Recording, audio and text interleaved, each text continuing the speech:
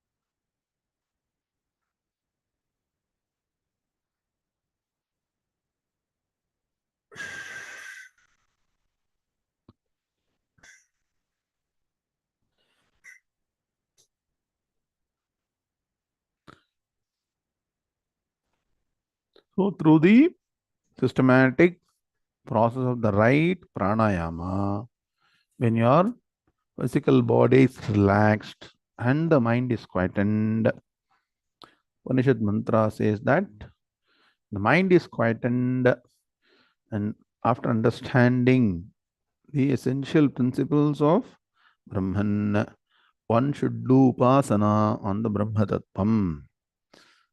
And that mantra from Chandogya Upanishad says that Sarvam Khalvidam Brahma Tat Jalaniti Shanta Upasita Sarvam Khalvidam Brahma.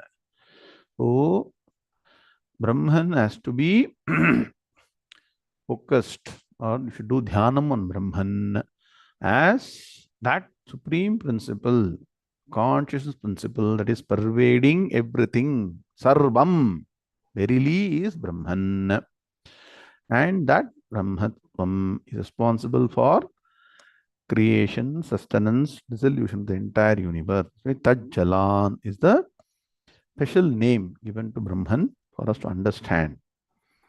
So, it is difficult to comprehend Brahman, which is all pervading. Bhatamatvat Brahma.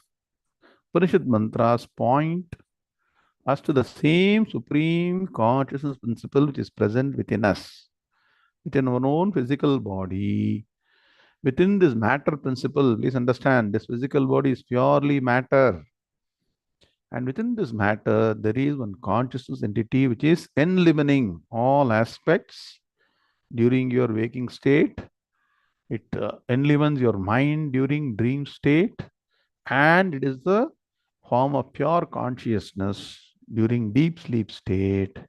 And that principle is beyond the ken of all the sense organs. Ashabdamasparshamarupamhamyayam tatharasam nityamagandhavajjayat anadyanantam mahatah param dhruvam nichayatan mrityumukhat pramuchyate. So, after the systematic study of Vedanta Shastras, you will understand that this Brahma Tattvam is beyond Shabda Sparsha Rupa Rasa Gandham, beyond sound, touch, name and form, taste and smell.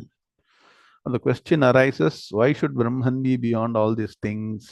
Now, take a simple example in Dhyanam itself. Recently, we understood that Bhagavan or the Supreme Principle is the same towards every entity. If that entity, Supreme Entity, is of the form of sound, some people like some form of sound, right? Some people like some music, some people like some other music, you hate something. So you will be subjected to likes and dislikes, ragadvesham. Similarly, sparsham, touch. You don't like hard things, you like soft things. So if you go on and on, rupam, namam, see Rama Rupa, we all like a particular form. So how many forms? You can keep on saying, but you also don't like some other forms. So that's why the Brahma Tattvam is beyond name and form. It is the same for everybody. So if some entity has to be the same and all pervading, it should be nameless, formless, ashabdam, asparsham, arupam, abhyayam, and it should be decayless. It should not undergo any change. Brahman remains the same for eternity. Anadyanantam. It is anadi. It has no beginning and no end. The only truth that exists in all three states are past, present, future. Trikaleshu tishtati. So that supreme principle has to be understood. Mahataha param. It is greater than the first, one of the elementary principles of matter. Dhruvam. It is Shashvatam. Param. The eternal ultimate. Nichaya. Nichaya means Nischitena Gnanam. Understand that through proper study of Vedanta Shastras. Tan Mrityumukhat Pramuchate. One who understands this principle goes beyond life and death. That means what? Goes beyond samsara chakra and attains immortality. So, this is Upanishad's pointer. So, how Bhagavan, based on Upanishads, is guiding us through the Bhagavad Gita. Let's understand further in the 9th chapter. Shri Gurubhyo Namaha Hari Om Vakratunda Mahakaya Surya Koti Samaprabha Nirvignam Kuru Me Deva Sarvakaryeshu Sarvada Gurur Brahma Gurur Vishnu Gurur Devo Maheshwaraha Guru Sakshat Brahma Tasmai Shri Gurave Namaha निधये सर्वविद्यानां षडेवपरोगिणां गुरवे सर्वलोकानां दक्षिणामूर्ते नमः सदाशिवसमारम्भां शङ्कराचार्यमध्यमाम् अस्मदाचार्यपर्यन्तां वन्दे गुरुपरम्परां श्रुतिस्मृतिपुराणानामालयं करुणालयं नमामि भगवत्पादशङ्करं लोकशङ्करं शङ्करं शङ्कराचार्यं केशवं बादरायणं सूत्रभाष्यकृतं वन्दे भगवन्तो पुनः पुनः ईश्वरो गुरुरात्मेति मूर्तिभेदविभागिने व्योमवत्याप्तदेहाय दक्षिणामूर्ते नमः अपारकरुणा सिन्धुं ज्ञानदं शान्तरूपिणं श्रीचन्द्रशेखरगुरुं प्रणमामि मुदान्महम् ॐ आलोचन्ते ब्रह्मा लौड्ली यं ब्रह्मा वरुणेन्द्ररुद्रमरुतः स्तुन्वन्ति दिव्यैस्तवैः वेदैः साङ्गपदक्रमोपनिषदैर्गायन्ति यं सामगाः ध्यानावस्थिततद्गतेन मनसा पश्यन्ति यं योगिनः यस्यान्तं न विदुःसुरासुरगणाः देवाय तस्मै नमः देवाय तस्मै नमः ॐ श्रीकृष्णाय परमात्मने नमः ॐ श्रीगणेशाय नमः श्रीसरस्वत्यै नमः श्रीगुरुभ्यो नमः हरि ॐ श्रीभगवानुवाच तेषामेवानुकम्पार्थम् अहमज्ञानचं तमः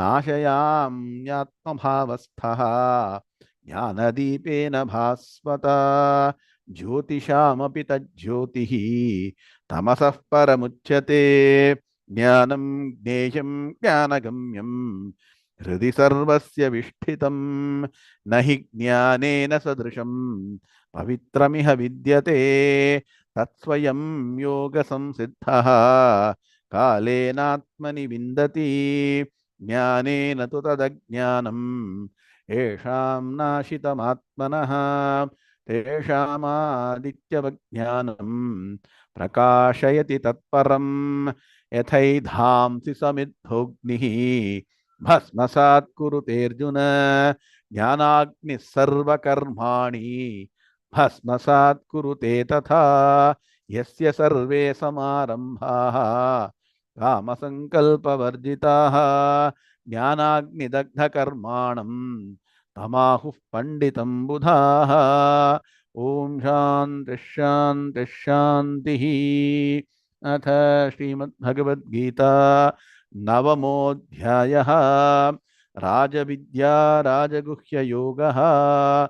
Om Narayana Parom Vyaktate Andamam Vyakta Sambhavam Andasyantasти Me Lokaha Saptadvipa Cha Medini. Om. Now let's all chant. Shloka number 30, which we learned towards the end of the last class. Now on start something very, very important. Shloka number 39.30. Shri Bhagavanuvacha Api chet suduracharaha bhajate mamananya bhak sadhureva samantam yaha सम्यग् व्यवसितो हि सः. Om Shanti Shanti Shanti. Hardam Swagatam, hearty welcome to the next session on the 9th chapter of Bhagavad Gita. What is it called as? Raja Vidya Raja Guhya Yogaha. So as you are studying this chapter, are you not getting many secrets revealed? Ken, so many things. This chapter is full of revealing of different secrets. So before studying this shloka in detail, let's all take the ebook. Can you all please take? Let's see how far we have come. What all have you understood? Every now and then you have to stop, think, and then only act. Otherwise, what will happen? You keep on adding up to information, but that information will not get converted to knowledge or transformation. Information should finally culminate in transformation. So, as we discussed, there are three basic goals for the 9th chapter. What are the three goals? First goal, to understand the nature of Brahman. Now, what is quickly? Let us see quickly, question and answer. What is the true nature of Brahman? It is pure consciousness principle that is all pervading. Have you understood or not? At least Bhagavan's message. Whether we realize transformation will happen later. First, let us understand properly. And what is the glory of this Brahma Gnanam?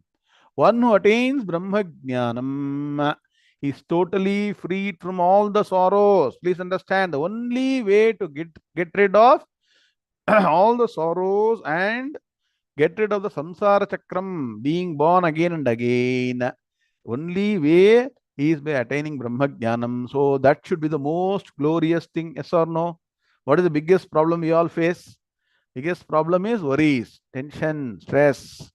Go through anything. So even people don't think just because people are very rich, having all positions, people, lot of people following. They say, in Twitter, there are million people following me. You think they're all very happy? You should go and double click. Understand, they're also equally miserable. Unless you get Brahma Jnanam, you will not be freed from sorrow. Glory of Brahma Jnanam. So, moksha se ashubhat. And what are the qualifications? All this is fine.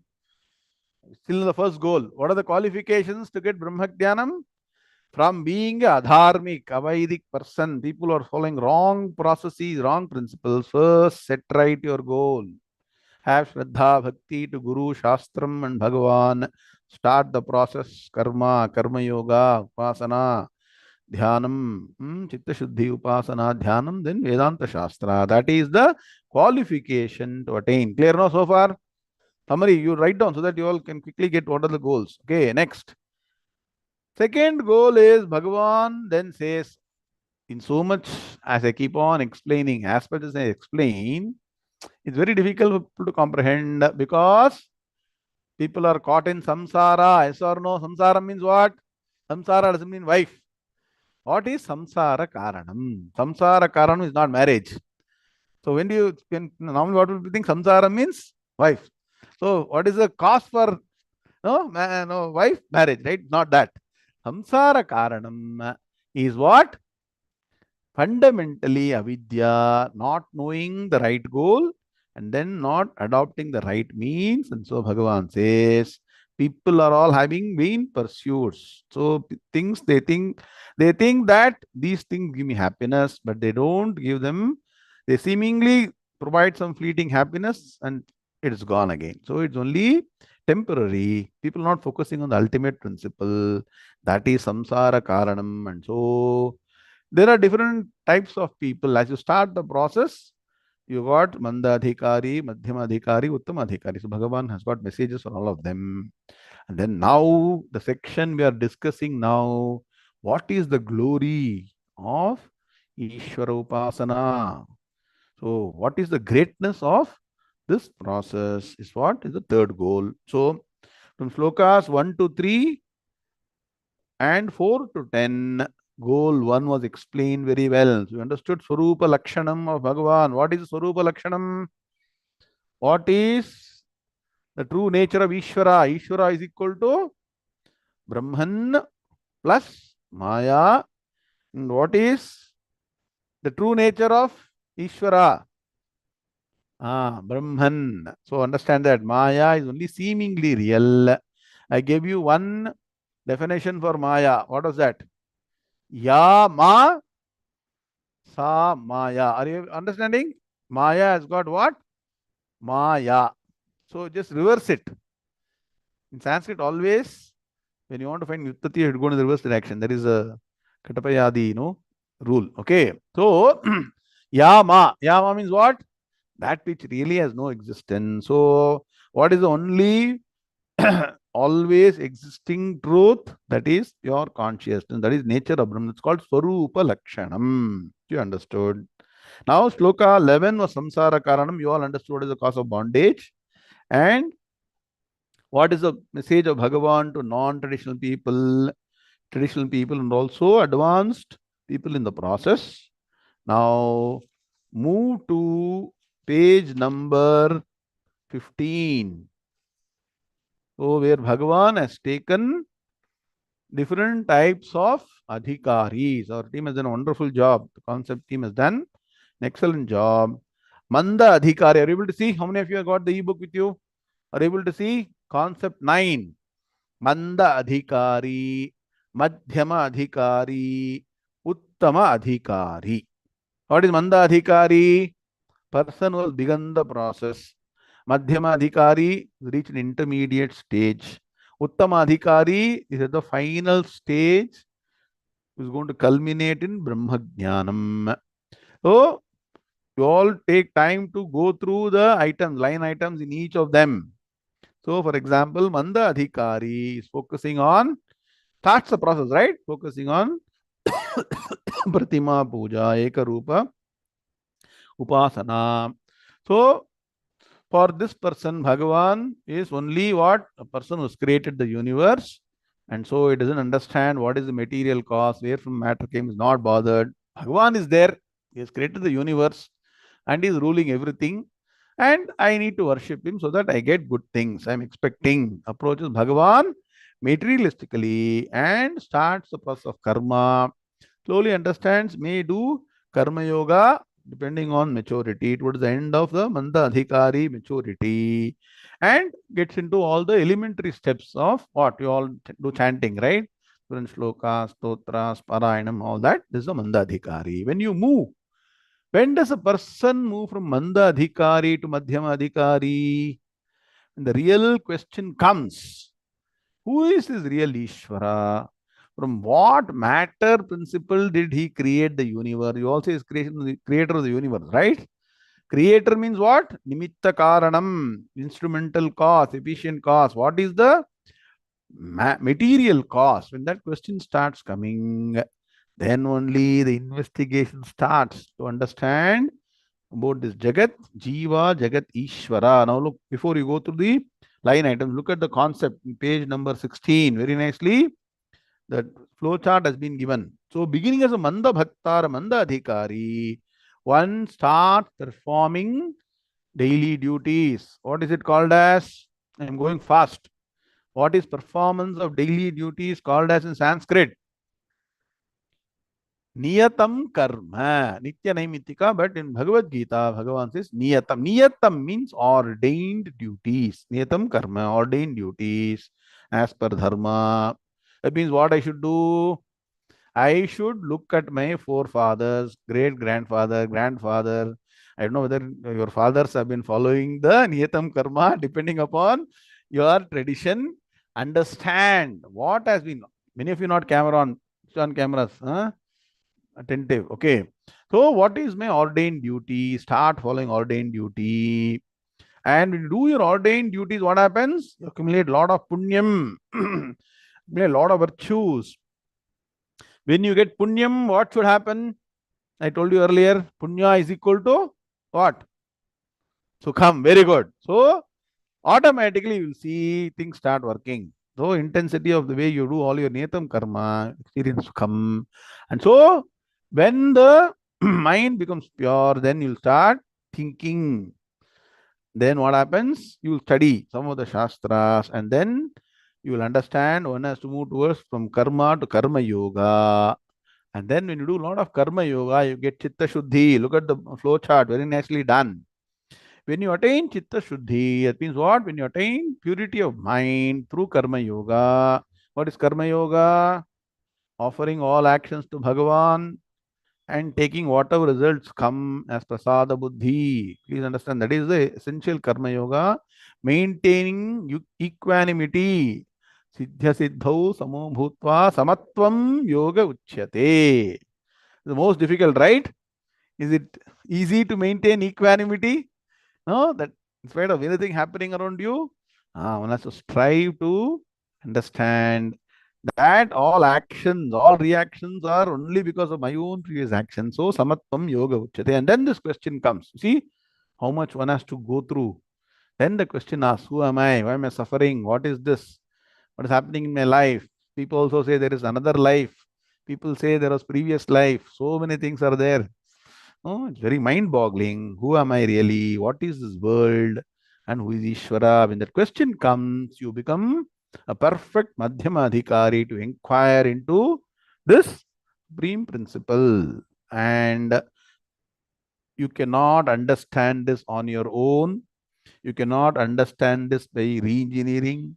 You cannot understand this by some kind of art. You have to go back to Vedanta Shastra, traditional Vedanta Shastra through a guru, sit down and take Guru Upadesham. So, this Madhyama Adhikari process, where Bhagavan has discussed in detail, 9th chapter, right? You all gone through so many classes. It's a very long drawn process. See, it's easy to become a Manda Adhikari. To move to Madhyama Adhikari and mature as a Madhyama Adhikari, where you start this process of inquiry, studying Vedanta Shastra, is the long drawn process. So many people actually drop out. So many people drop out in university, right? Have you seen? Some people start, some people high school drop out, some people drop out in intermediate stage, some people drop out of university. They all claim very proudly, I am a first year dropout. Huh? So if you have to complete the education and get a degree, you have to continue the process. That is why from here on, your only guide is the Guru. That is why you have to stick. So earlier days, people are very serious about attaining the ultimate goal of life, used to remain with the Guru continuously. Are you getting the point? They were called Antevasi. Write down. Antevasi means till the last breath, this person has resolved to stay with the Guru because only the Guru is the guide. Through the Shastras will take you to the ultimate goal of life, which is moksham, Gnanam. Punarjanmana vidyate. No punarjanma, ultimate truth, eternal happiness.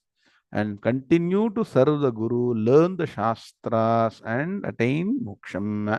So that is the culmination of Madhyama Bhakti. And so, when you start studying the Shastra, slowly you will understand what is happening around. You understand about karma theory, what are the different karmas?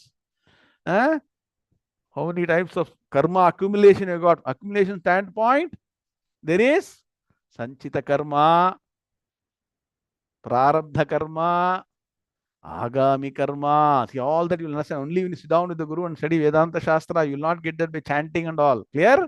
So now I start understanding. Oh, there is millions and millions and no billions of karma that are all accumulated, out of which only one small piece I have taken, and this physical being has come into existence. That is called prarabdha karma. Prarabdha karma is one grain from a sack of thousand what? Thousand example, 1,000 even 10,000. 10,000 sacks. Only one small grain from 10,000. Imagine how much karma is pending. From that you have come.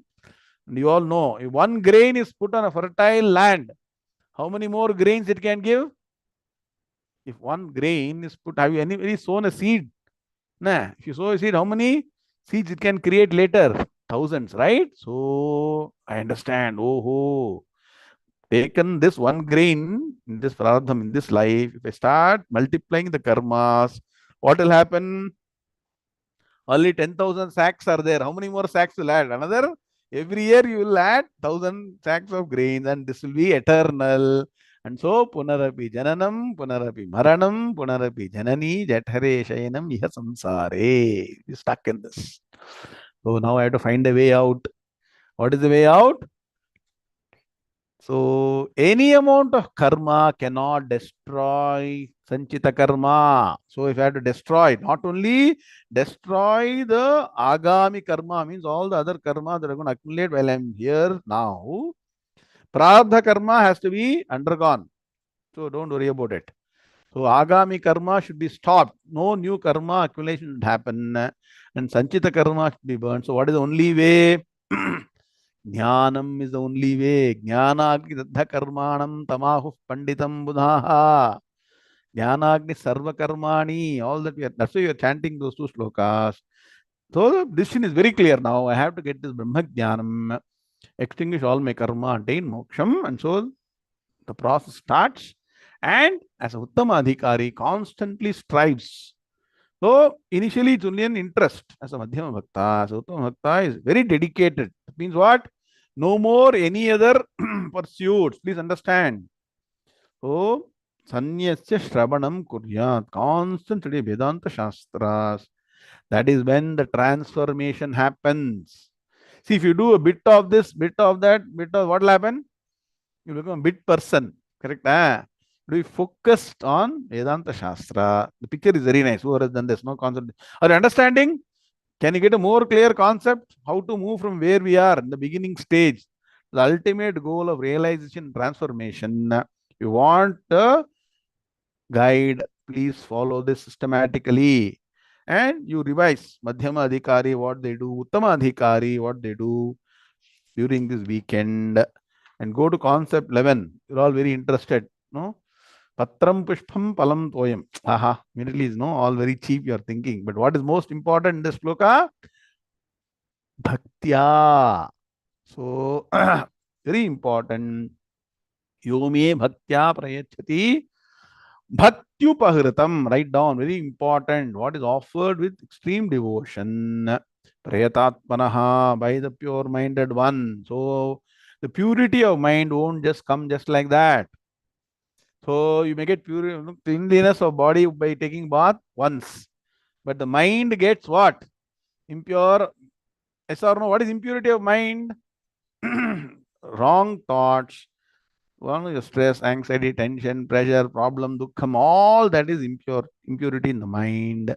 So mala nirmochanam pumsam jalasnanam dine dine. There is a sloka I taught you some time back. Can you complete the sloka? Means what? To remove the physical dirt of the body, you take bath again and again. Sakrit Gitambhasi Snanam Samsara Malanashanam. Ambhasi. Ambhasi means in. In the holy waters of Gita, you should do Snanam means what? Not getting into writing Gita and getting in.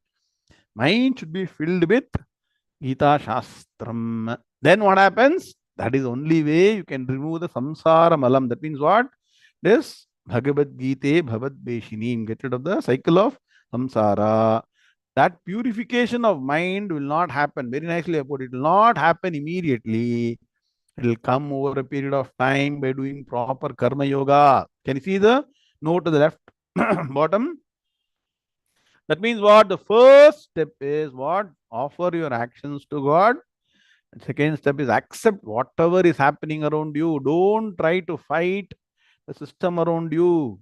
The more and more you fight the system, that means what? I will not accept this. This is not right. That is not right. This should happen. That should happen. You are building more and more stress. More and more stress in the mind leads to what? More and more wrong thinking. Wrong thinking leads to wrong decisions, and finally, this life is gone. Are you understanding the process? So accept what is happening, then start investigating why this is happening. See, look at it. There are two ways you can approach it. One, you can say, I will not accept this. That person is not having this problem. I am having the problem. So I will not accept. I should also be like that. You can keep on thinking, desiring, fighting the system, but you will not get anywhere. Other way is what? What does the intelligent person do? Find out why. Why am I undergoing this? You are thinking that person, the other person extremely happy. It's not so. Unless you know the person, will not know. Everybody has got challenges and problems. I'm telling you very clearly. Because there are 100 people talking to you different problems, right? So don't think anybody else is free. Who is the person who can be free from problems? Tell me. Who is the only person who can be free from problems? Only by Gnanam. A Gnani will be free. That is why people go to a Gnani with problems. Write down the Upanishad mantra and again. Yam yam lokam manasa samvibhati. Vishuddha sattva kamayate yamscha kaman. Tam tam lokam jayati tamscha kaman. Tasmat atmagnaha hi archayet bhuti kamaha. Atmagnaha hi archayet. Sundarama, why people go towards Atmagnaha? Atmagnani, Brahmagnani. First for Bhuti Kamaha. What is Bhuti Kamaha? Bhuti Kama means materialistic, no problems to be solved, acquisitions, money, position, all those things. No, there are many problems. Even to solve your problems, you go to a Brahmagnani, Atmagnani. Then ultimate goal of Gnanam becoming purely free from all the problems. The next stage, as I told you, two-step process. Purity, clarity. So that's why it will happen over a period of time. And so initially you are all a Sakama Bhakta. Look at slokas number 20 to 29, same page. Means what? Desire oriented Artha Bhakta, Artharthi Bhakta. Then slowly move towards what? Jignasu Bhakta. And then Jnani Bhakta. Go to Nishkama Bhakta. And so, having reached this, go to page number 19, which we have started now. Glory of Ishvara Upasana. Are you not on sloka number 30 now? So far, what have you studied? We have revised quickly so that you can spend more time going to all the line items, understand clearly. Now, the previous sloka, sloka number 29. Now come to subject matter. What is 30 to 34? The last set of slokas is reserved for what? What is the real glory of Ishvara Dhyanam? Because that will be the next step going forward.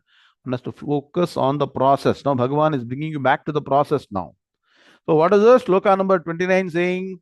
Bhagavan told in sloka number 29, Samoham sarva bhuteshu name dveshyosti na priyaha he bhajanti tumam bhaktya Maite teshu chapyaham. So I am the same towards everybody. Yes or no? Says Bhagavan says, I don't hate anybody, nor is anybody specially dear to me. Right? Now Bhagavan wants to give an example. So now write down. Sloka number 30 and 31 is further explanation of sloka number 29. 29 was the overall statement. Bhagavan said, I am the same. But Bhagavan has to prove. Satishwara artha aita? Proof kodbeko. What is the proof that Bhagavan is the same? So Bhagavan takes an extreme case. So what you say, no? Last case, no? This case, no, will not survive. This is when you go take somebody to a doctor, the person is very, very serious, almost at the last stage. What the doctor say? I will try, but there's no guarantee, right? So like that, gone case, okay. Satish, okay. So somebody would have totally dismissed as no chance. This person can never ever no get what? Forget about moksham, cannot even become a good person. So Bhagavan wants to take the extreme so that all other cases are involved. Extreme case where it's taken, that all things can be involved. So Bhagavan is saying sloka number 30. Today we chanted in the beginning. Chant again.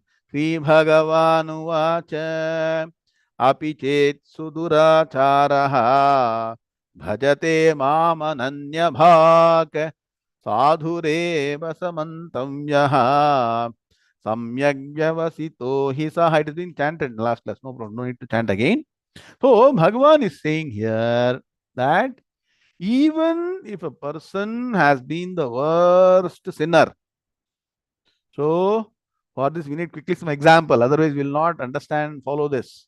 Valmiki is a great example. What was he called as? Ratnakara. Yes or no? He was only doing only sins. No? Robbing people, doing all the things that are wrong. Correct? So, same sloka has been told earlier in different form. Sarvam Jnanaplavenaiva Vrajinam Santarishyasi. Somewhere Bhagavan told, right?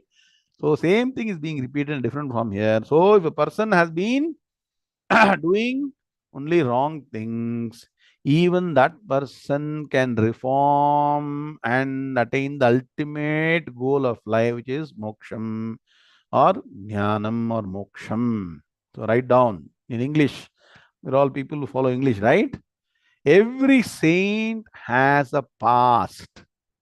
Every sinner has a future. Anybody write this down? Means what? It is possible that somebody has become very holy. Could have been. Did not necessarily be. No? Would have been a very unholy person earlier. Even that person can redeem provided person decides that yes, enough is enough. So they will reach a tipping point in life. What is the tipping point for Ratnakara, Valmiki? The meeting with Narada. You know, Valmiki Ramayanam, meeting with Narada. Narada asked one question to Ratnakara. What did he ask? See, you are taking all the gold, ornaments, everything, all the valuables, giving to your wife and your family. They are happily accepting it. In the process, you also accumulating lot of papam or sins, right? You are doing all adharmic things. Please go and ask whether they will partake these sins also. Are you getting the point? I want all the material, but I will not take the papam. So when he went and asked, what did they say? No, no, no, no, no. We want only all this valuables, but we will not take the papam. So who will have to accumulate all the papam and face the consequence of that? What? Nakara. So he said, oh, big shock. So far he was thinking whatever is there, they will also partake. But nobody wants to partake. Will anybody take along with something you give and also give your sins to the person? Will they take it? Nobody will take, right? So who has to work to get rid of the sins? I have to start the redeeming process. So Bhagavan says, if them Purvajana samskara is there, at some point in time, the scale will tip. You know that the tipping point will come. When that happens, what happens? This person totally reorients his life, his or her life to this particular goal. Enough. I need to get rid of all these things and focus on the ultimate goal. When that goal becomes very clear, then the person has started the process of redemption. Even that person will be able to attain the ultimate goal. Now you understanding?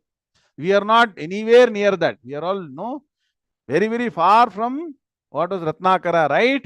So there is a Huge opportunity. Our chances are very, very, very high if you are determined, focused, constant. The three C's I told you. Now that we are very clear, we don't need to go through that kind of process where we do a lot of sins and then go and ask somebody, will you share my? You don't need all why the stories are there?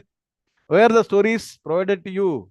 Stories are there in front of you, all the Itihasa, Purana, so that you learn from their mistakes and not go through the same thing again and again. We don't need to become Duryodhana to undergo all the problems, then realize, oh, ho. What did Duryodhana say? Janami dharmam nachame pravrittihi. Janami adharmam nachame nivrittihi. I know dharma, but mind is not going in the direction. I know adharma, but mind is not withdrawing from adharma. So you read all these things so that what? Without becoming like that, you only take the takeaways, right? You don't become part of the process there. Similarly, already we are moved away from all those things. We are in the right process, already in the right journey. All you need now is what?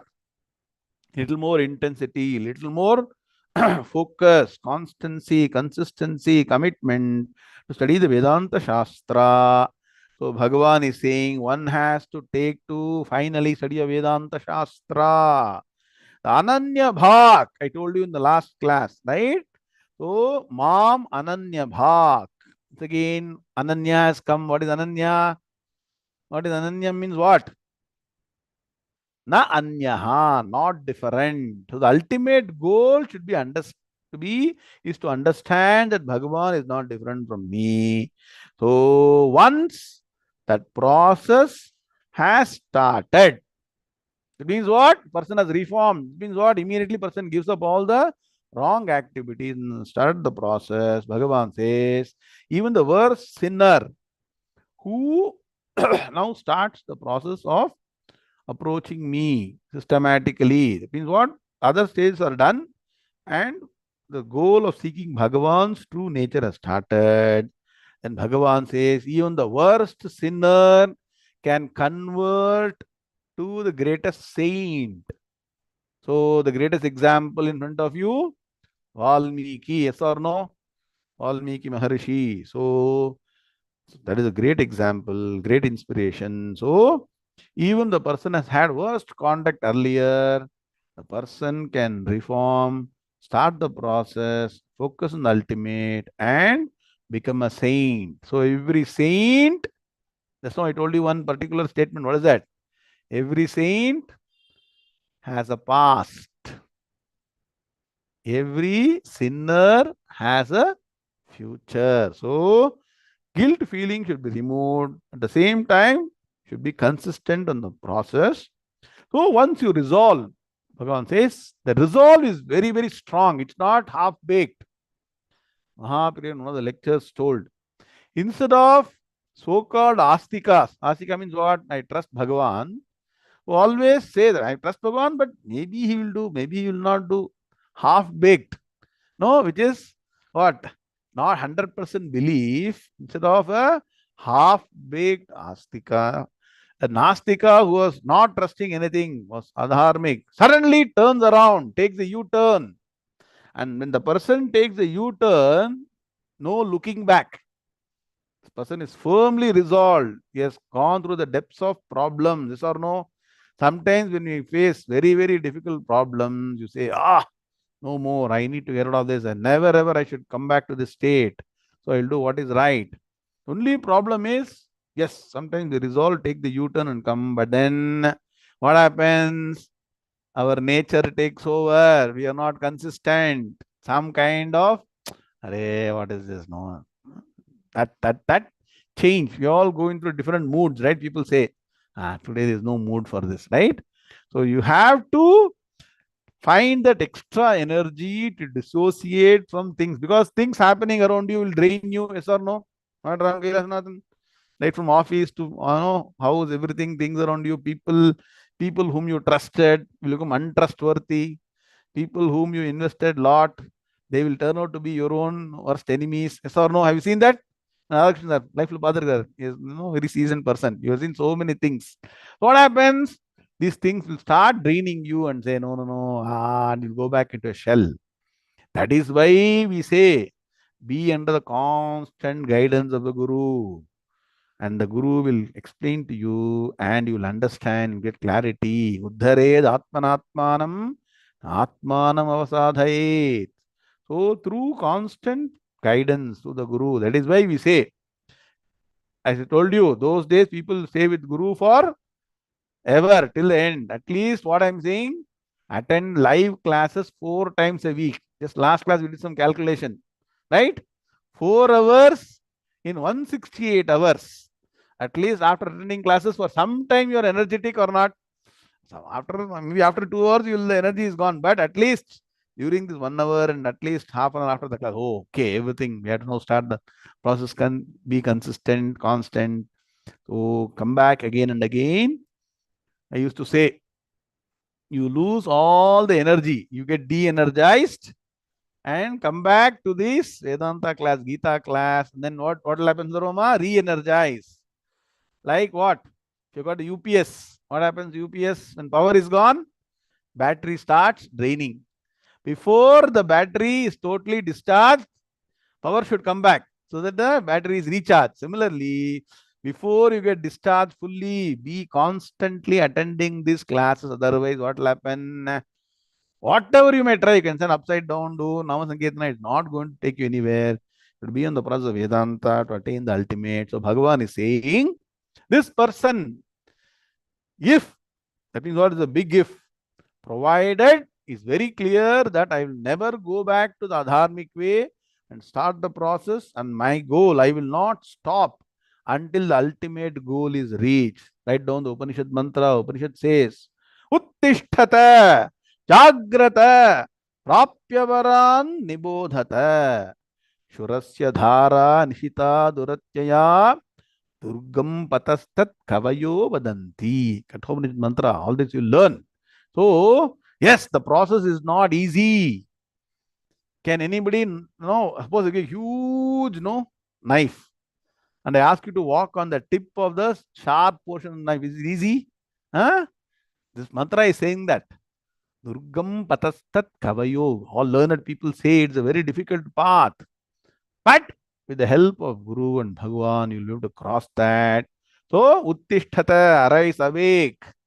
And don't stop until your ultimate goal is reached. Because if you drop away, like college dropout, high school dropout, that is all.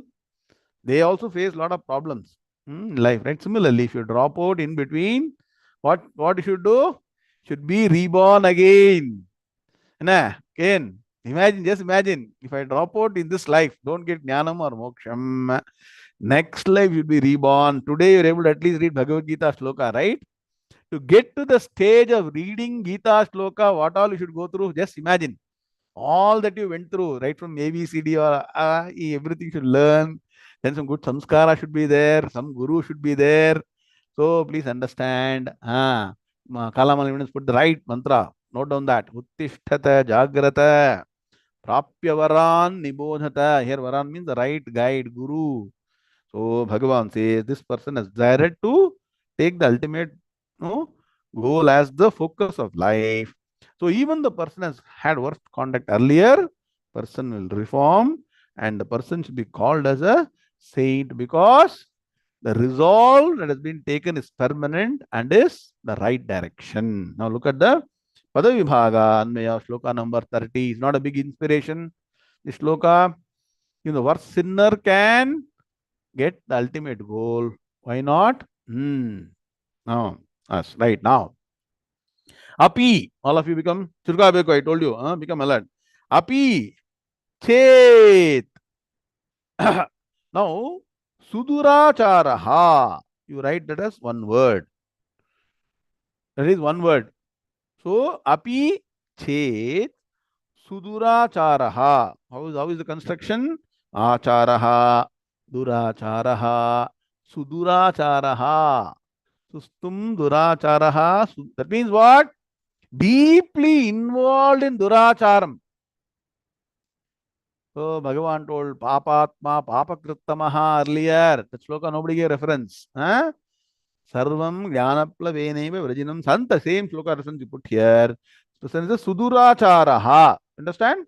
Bhajate Mam Ananya Bhak. Now once again Ananya Bhak. Ananya Bhak means what? Na anyaha. Don't focus anything else. Only that ultimate truth to seek that knowledge of oneness. Ananya Bhak. Sadhuhu eva saha. Here saha visarga is required. Mantavyaha. Samyak vyavasitaha. You can put two words. Samyak vyavasitaha. Two words. Samyak, because samyak is the varied word. Samyak vyavasitaha hi saha. I'll do Padavibhaga again without any break. Api chet suduracharaha bhajate mam ananya bhak. 6 in the first line. Sadhuhu eva saha mantavyaha samyak vyavasitaha hi saha. 8. So totally how many? How many words? How many padas in this particular sloka? 14. Very good. All of you are getting churkakta idira. Say in Kannada. Now look at the Anvaya. Saha bhajate mam ananya bhak. Saha is clear. Where is Saha? Saha, the third padam, middle word. Saha bhajate mam ananya bhak mantamyaha sadhuhu eva api chet suduracharaha. One word. Charaha. Up to here is one group. Second group is he. Saha vyavasitaha samyak. Clear? Anvaya is clear? VV team?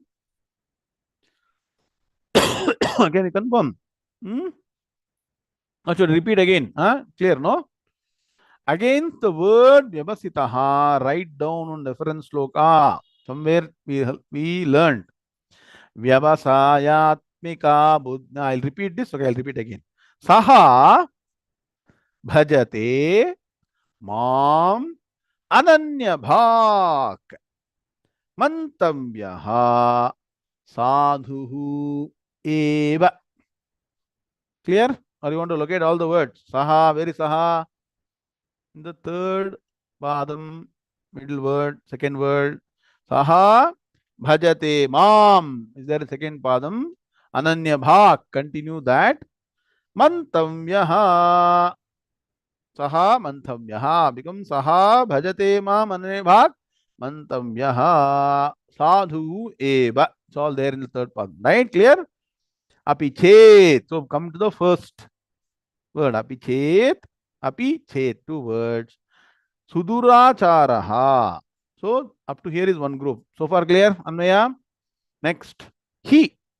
Saha vyavasitaha samyak. Here.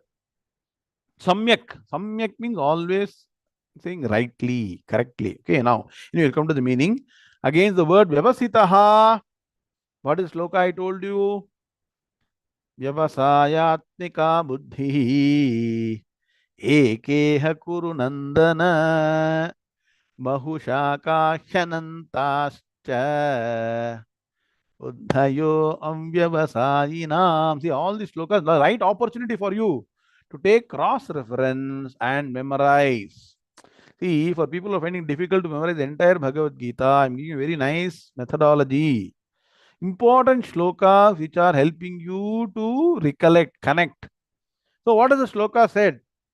Vyavasayatmika buddhihi. The person has got a single focused mind. One pointedness. Vyavasayatmika buddhihi means what? One pointed focus towards the goal. Ekeha, ekaha, not iha ekaha, right? Ekeha kurunandana. Very nice, easily understandable, right? Bahushakha hi, bahushaka means many branch. Hi anantasta. Buddhayaha avyavasayinam. So the person who doesn't have a single pointed focus, what will happen to the person? Person will have deviated, dispersed the thought into many, many, many, many different things. I keep on saying, a single pointed focus always got high energy. I give you the example of a lens, right? You know the lens in sun rays. What does lens do? Does it create special energy? What is it doing? It is focusing the multiple rays sharp into one sharp focus. So it's got more energy or not? Has anybody burnt a paper with lens during summer? I used to do, experiments are there, right? How? The same sun is not able to burn the paper, but we focus through a lens, it is happening, right?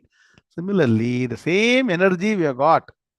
Once you disperse it in multiple directions, you are not able to make any progress. Are you getting the point?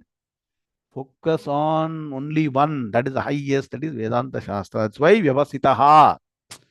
This person has now decided, I am going to go for the ultimate. So that is why Vyavasita. Clear? Huh? Now look at the meaning and we'll end the class now. Saha. Now there is this person. This person bhajate mam, who worships me. Here, what is bhajate? That means Bhagavan is talking about the ultimate goal of what? Jignasu bhakti, not the materialistic bhakti of getting what? Artha bhakti, artharthi bhakti, because this person already got all the money. Are you getting the point? Valmiki example you take. See, he was getting all the valuables money without worshipping Bhagavan or not?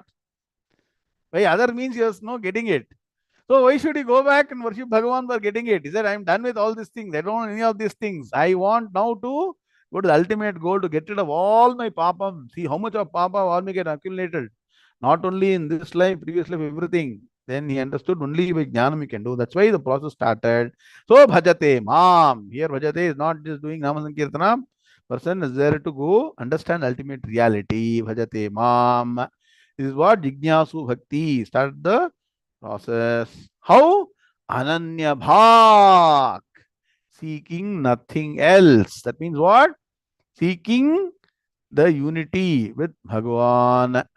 That is why, because he had done so much of papam, he had to do so much of tapas. You all know tapas. Why the person was called Valmiki? Valmiki means what?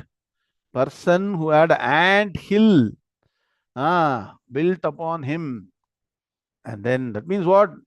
Not even any thought about anything external. That means what? To what extent the person should have become dissociated from everything. That means what? The word Valmiki itself, everything is involved. What are the things involved?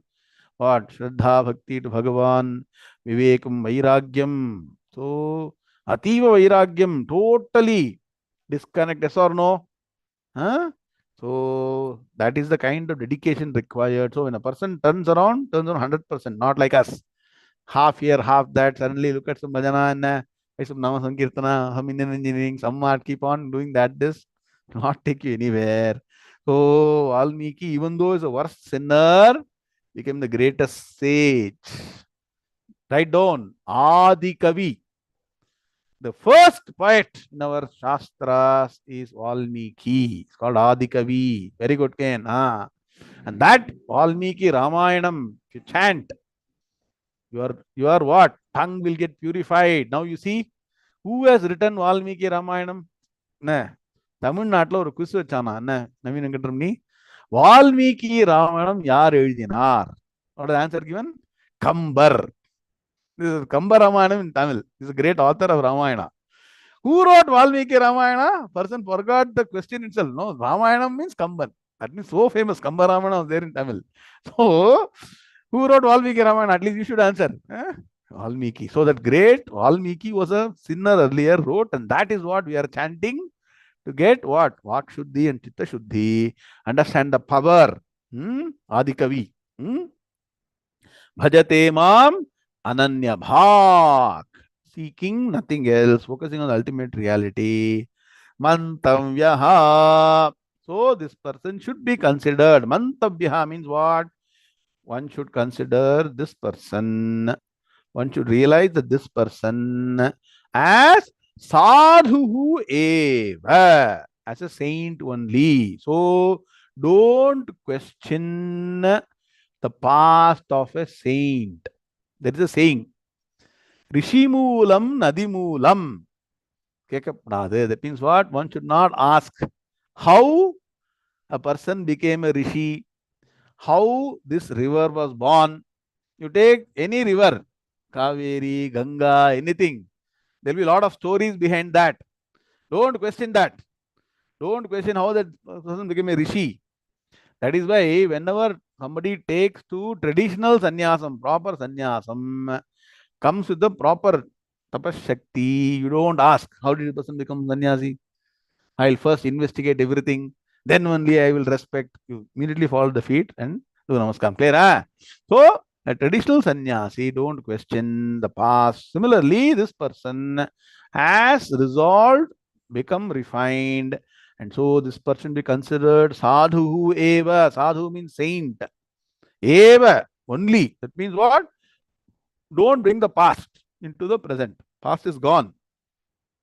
I keep on saying. So, past is history, future is a mystery, present is a gift of God. So, focus on the present. Here, sadhu, a person should be considered saint only. Now, what? Apichet. Even if Suduracharaha, person was doing a lot of wrong things earlier, worst conduct earlier, even then, that should not be brought to the picture. What? Now, today, do we talk much about Valmiki's Ramayanam? Or what Valmiki was doing as Ratnakara? Tell me. Anybody you are talking, we say in Valmiki around this place, Valmiki has told this. In this shloka, it has been referred like that. Yes or no? We talk only about Ramayana. We don't talk about the past. Similarly, once a person becomes reformed, the past is ignored or forgotten. So Bhagavan says, why? He, because saha vyavasitaha, that person who was previously a sinner has resolved with single pointed focus. What is vyavasitaha? I told you one shloka. What is the vyavasitaha? Vyavasayatmika buddhihi. Single pointed focus. What? Samyak. Rightly so, in the right direction. Are you getting the point? So, what is the important message from this shloka? Even if a worse sinner, Bhagavan says, can take the right path and start the process to understand the supreme truth, that person can be considered as a saint because the person has taken the right path, the firm resolve, single pointed focus. Definitely, we are much, much, much better than Ratnakara. Yes or no? Are we not? Are we Ratnakaras? No, are we a person who are no stealing, hoarding, and all those things? We are nowhere near that, right? But now the challenge is, can we become like Valmiki? That is the 50-50 case. So we are neither this nor that. That is why, how is life? Chal raha hai. All going. No, no, now it cannot be no more casual approach. That resolve has to be firm, and that resolve has to be single pointed. That single pointed resolve is what? Can at least attend the 4 classes of Vedanta Shastra, Gita, and Upanishads, and all those things consistently with commitment, constantly. Then you see the result for yourself, because it will what? What do we chant as sloka? Nahi jnanena sadrisham pavitram vidyate tatsvayam yoga samsiddhaha. What is important word? Kalena atmani vindati. Kalena. That means what? Over a period of time. Atmani means what? Saptami. In the atma, in the mind. In the mind, vindati is established, realized, provided yoga samsiddhaha. You start reforming. Yoga samsiddha means what? Start the process of refining, study the Vedanta Shastras. So that will become self-revealing over a period of time, provided you become yoga samsiddhaha. That means what? Follow karma yoga, karma yoga, move to jnana yoga, understand Vedanta Shastra, samsiddhi. You get the ultimate truth, but over a period of time. Remember that. So let's all pray to Bhagavan. It is the last day of Dakshinayanam. So tomorrow is Makara Sankramanam. That means what? Why all these names are kept like that? You learn something. Sun is entering Makara Rashi. Sun goes through one Rashi every month, every 30 days, right?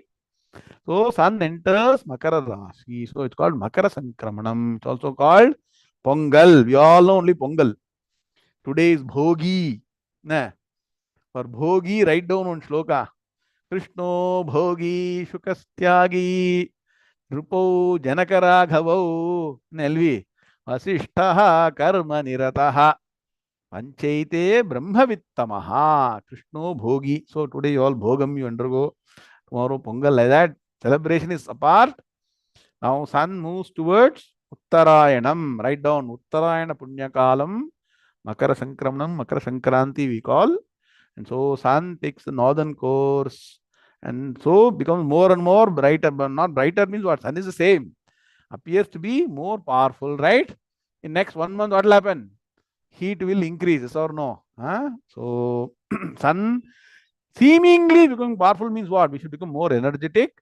So very positive thought should be filling your mind with Makara Sankramanam. Let's pray to Surya Bhagavan and also to Krishna Paramatma, our gurus, that in this life itself, what we should get? Jnanagni Dagdha Karmanam Tamahu Panditam Buddhaha. Let's get the Jnana Deepena Bhasmata. Om Shanti Shanti Shanti Om Purnamada Purnamidam Purnat Purnamudachyate Purnasya Purnamadaya Purnameva Vashishyate Om Shanti Shanti Shanti Hari Om Shri Gurubhyo Namaha Hari Om Tatsat Krishna Krishna Krishna Krishna Krishna Krishna Krishna Krishna Krishna Krishna Krishna Shubhamastu समस्त सन्मंगलानि भवन्ति हरि ओम नारायण।